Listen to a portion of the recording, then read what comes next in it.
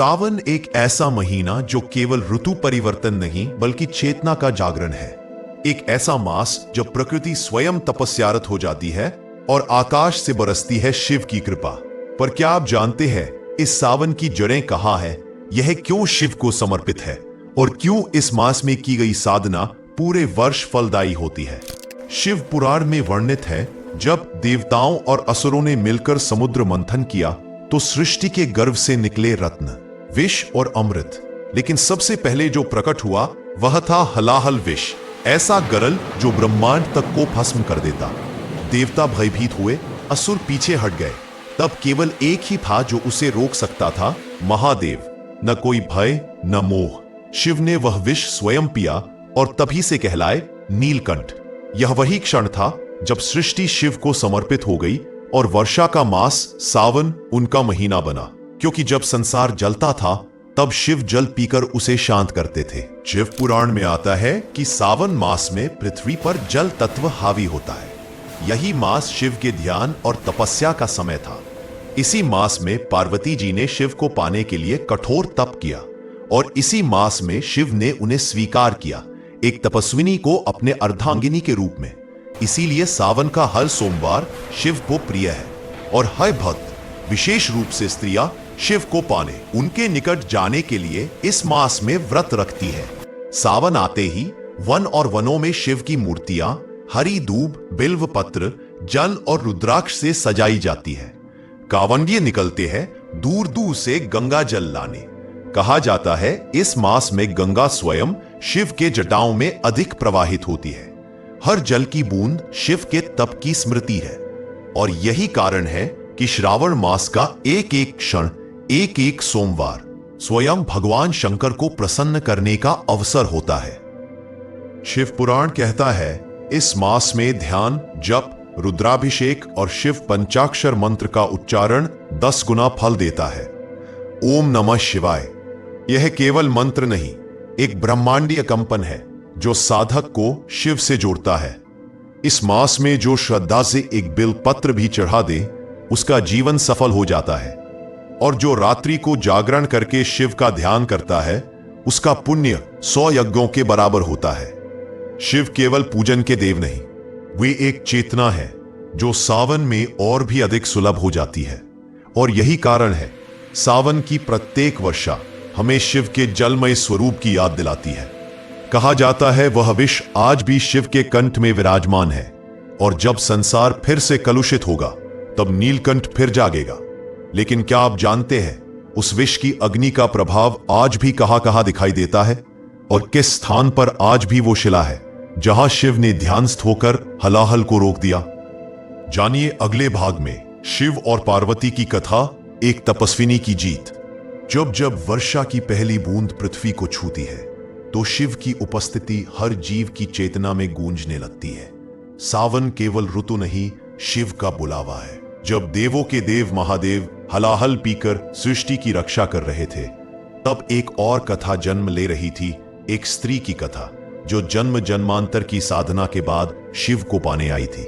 लेकिन यह कथा प्रेम की नहीं, तप की, त्याग की और बलिदान की है और इसका आरंभ हुआ सती से। शिव पुराण के अनुसार सती दक्ष प्रजापति की पुत्री थी और शिव एक योगी, एक अवधूत, एक वैरागी। सती ने शिव को देखा और वहीं थम गई। उन्होंने विवाह की इच्छा प्रकट की और कठोर तपस्या की। शिव ने सती के प्रेम को स्वीकारा और दोनों का विवाह हुआ। पर यह विवाह ब्रह्मांड के 2 ध्रुवों का मिलन था।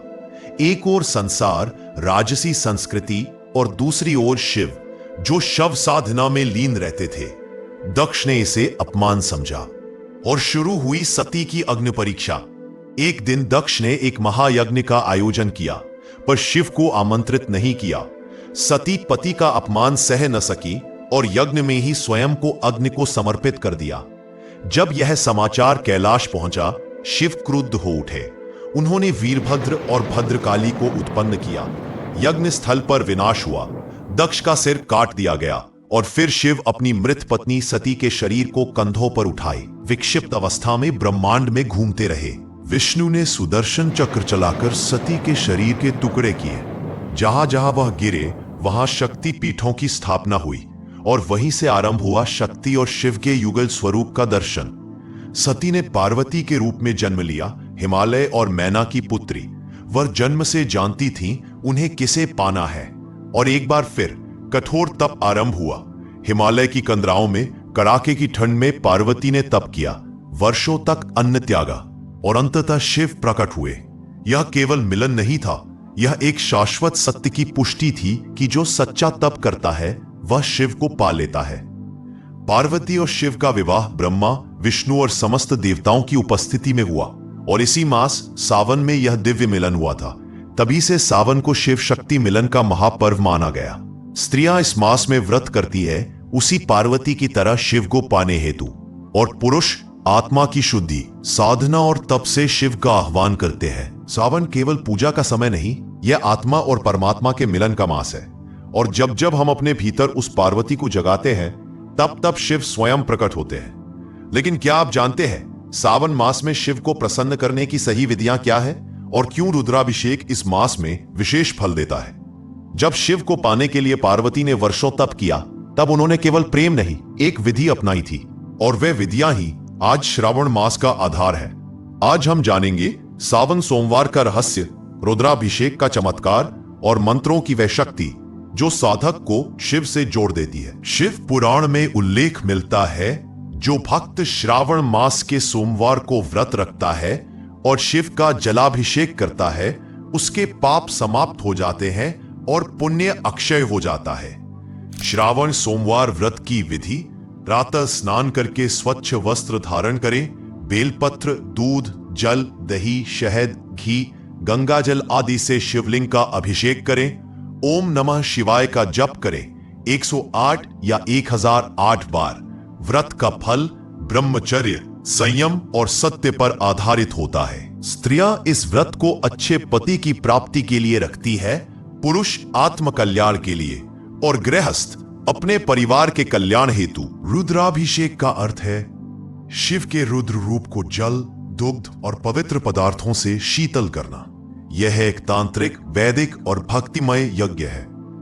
शिव पुराण में कहा गया है, रुद्राभिषेकम यह करोति श्रद्धया सन्नतिन समाहितः सवै शिवलोकम याति न संदेहस्त्रयोदश। जो श्रद्धा से रुद्राभिषेक करता है वह निश्चित ही शिवलोक जाता है। इस विधि में 11 रुद्रों का आवाहन कर उन्हें अलग अलग वस्तुओं से अभिषेक किया जाता है, जैसे जल, दूध, शहद, शक्कर, पंचामृत, गंगाजल। इससे शरीर और आत्मा दोनों पवित्र होते हैं। ओम नमः शिवाय यह केवल 5 शब्दों का एक मंत्र नहीं, यह पंच तत्वों पृथ्वी, जल, अग्नि, वायु, आकाश को जागृत करता है। यह मंत्र साधक को चेतना के उच्चतम स्तर पर ले जाता है।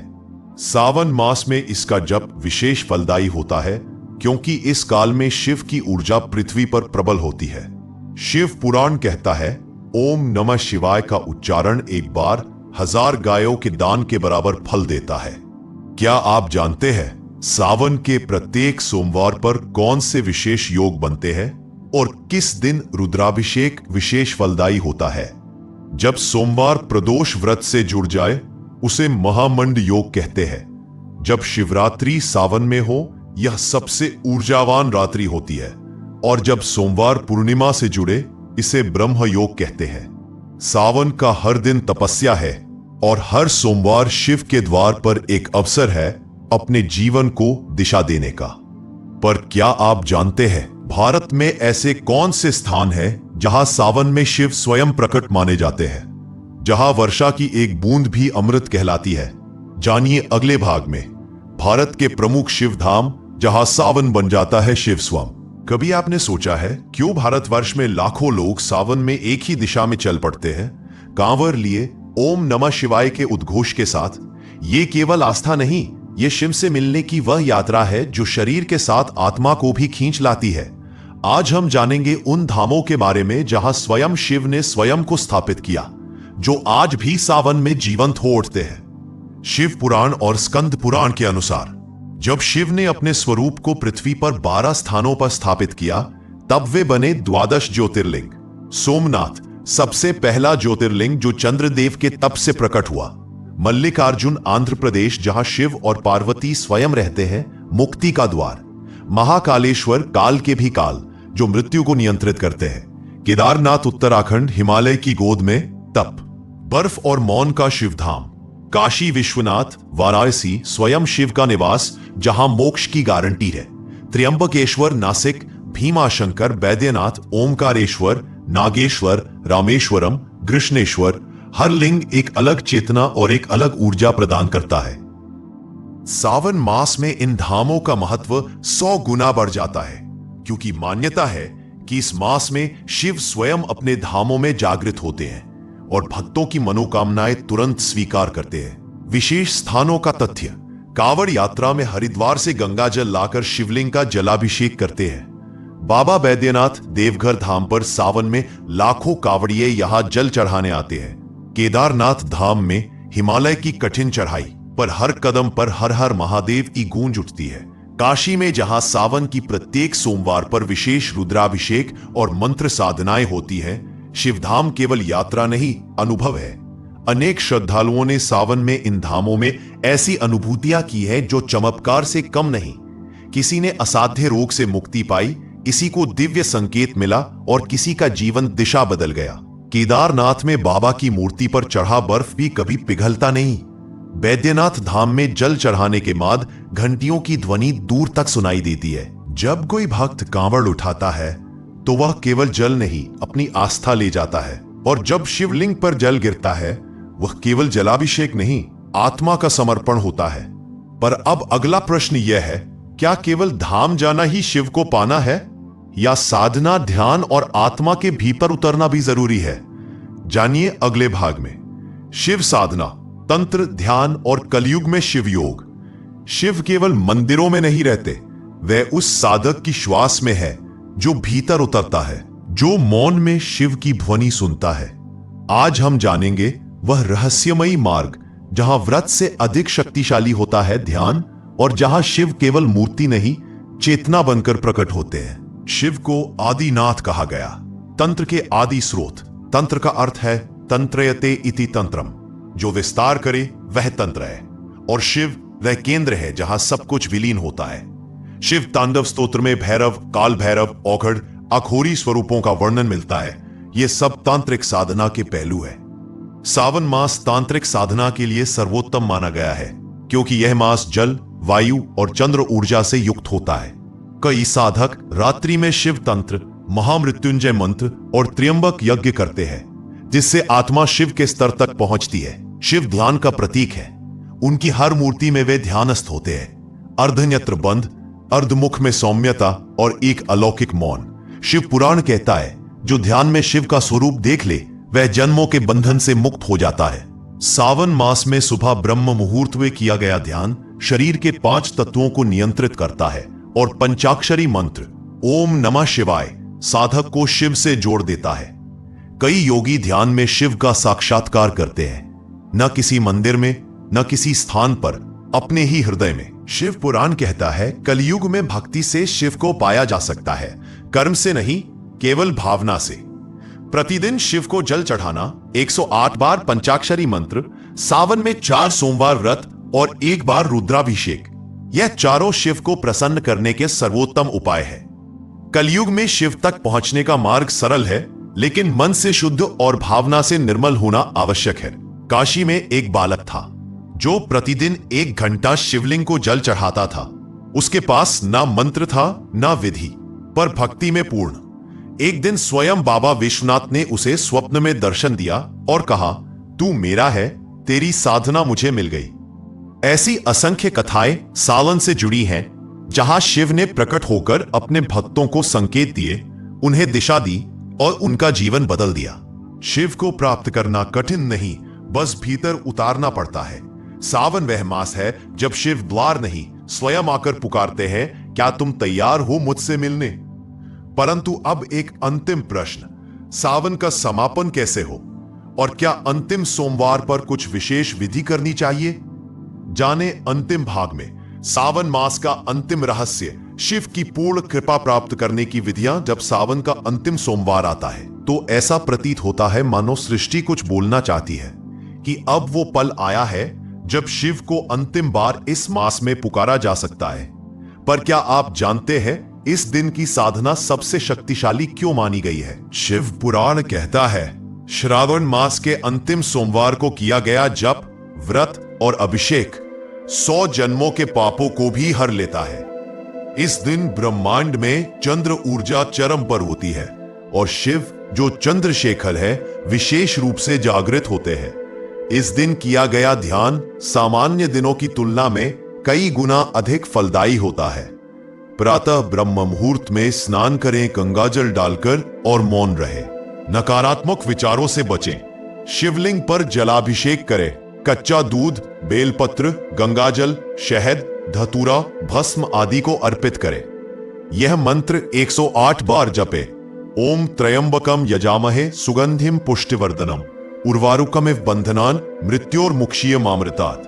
दान दें। सफेद वस्त्र, चावल, बेलपत्र, पंचामृत, भस्म आदि को अर्पित करें। रात्रि में दीपदान और शिव का ध्यान करें। विशेषकर काशी, उज्जैन, देवघर जैसे स्थानों पर दीप प्रज्वलन करें।